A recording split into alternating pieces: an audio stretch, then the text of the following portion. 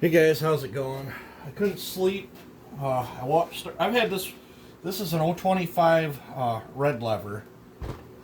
This is one of the very first, you know, 025. These eventually morphed into the MS250. These are a dual port. They're not the quad port. So I don't think they quite have the snot of the 250 engine, but this is a very, very nice example of one of these, and I've had this sitting. I bought it from a dealer, oh gosh, probably a couple years ago. The customer brought it in and wanted it fixed, and you know how dealers are nowadays. They just throw parts at stuff. They put new coil in it. They put all OEM parts too. They put new coil in it. They put new fuel lines. They put a brand new old school carburetor, which where they found one I don't know, because every time I went to buy one of them I couldn't find them. But it does have a brand new OEM fully adjustable carburetor, the what I call the good carburetor. But they just kept they put all new fuel lines and stuff, and they just kept throwing parts at it. And then when they finally did get it running, it was knocking.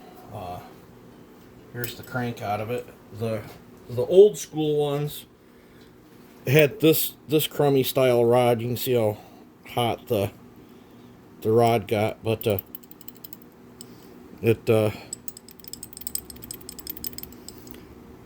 actually looks like it's kind of missing a bearing too.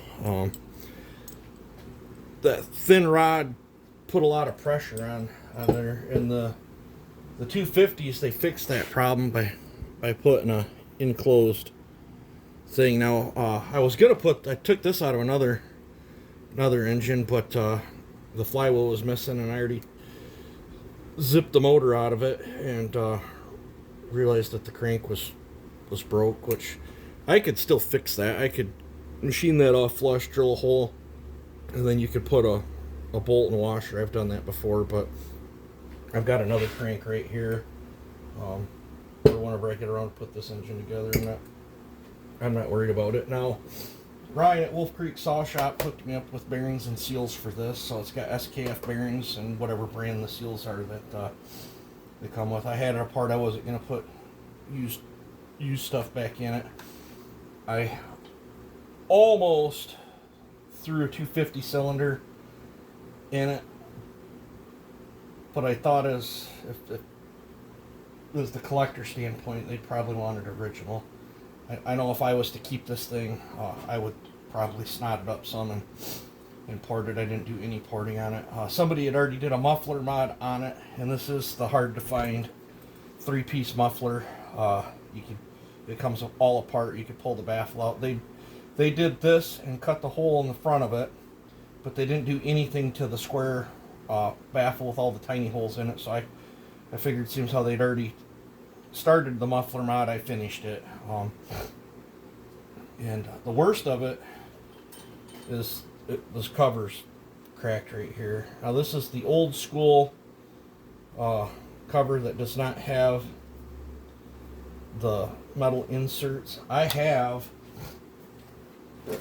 an updated cover right here that if I was to keep this, which I haven't made my mind up yet, I have this is brand new. I used it on another saw for, they didn't have a cover, but this is the updated 250 cover, and it will go right on there. It's just the color looks way off on it, but if I was to use it, this would be the cover.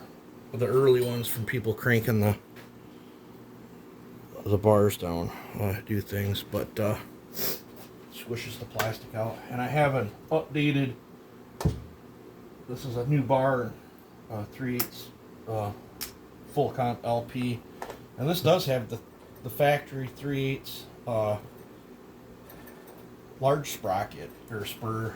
I forgot what it was. Typically when I run 3/8 on these, I run the 6. I'll put one of these on it. Gives them quite a bit more torque if you're working it. But yeah, like if I was to keep this, I'd throw that rim on it, this cover, and I'd probably pop it back apart and port up a quad port 250 cylinder for it, and it'd probably be a, you know, I got to get around and fix this thing too.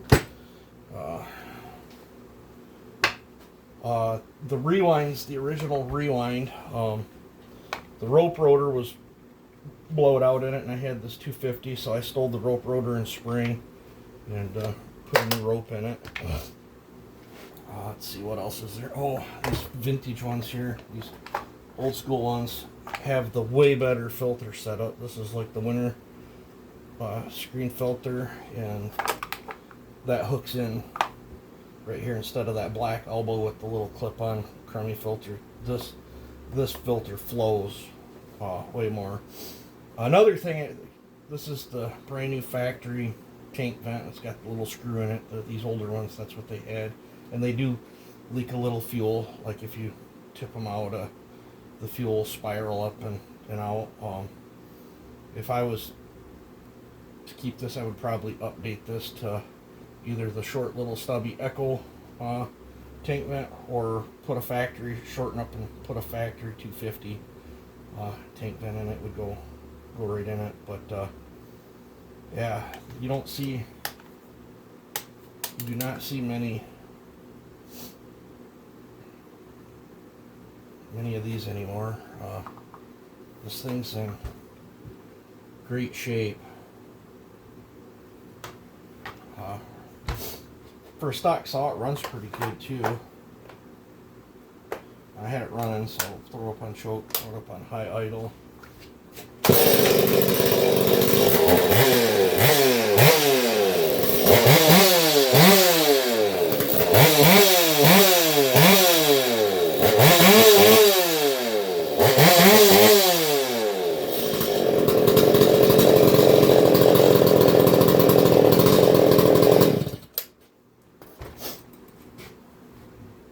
It's got like a purplish bar oil in it. The oil pump's working good, so I'd say it's a success. I don't know what I'm going to do with it yet. I got one buddy that absolutely loves them 025s. He might pick it up off me. I don't know. But that's what I spent part of the other day and most of the night on.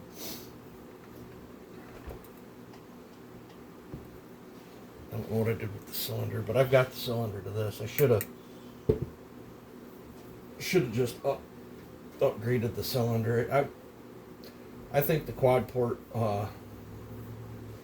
MS250 cylinder has a little bit more gumption than the first gen cylinder. I've never checked the timing numbers, but I imagine they probably got different numbers in them too.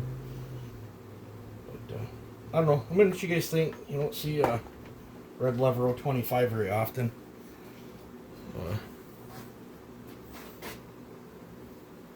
You know, when they upgraded them, they should have did the crank and the cylinder and stuck with that carburetor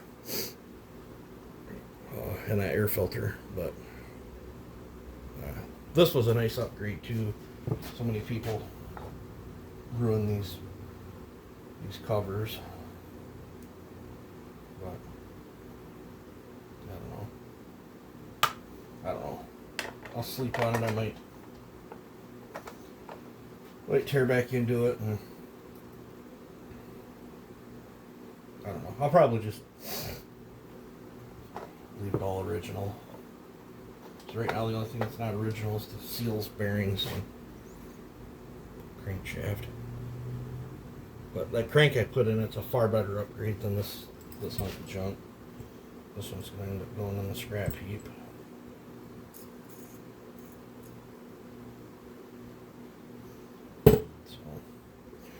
But alrighty, I've blibber blabbered on here enough. You guys take it easy and have a good one.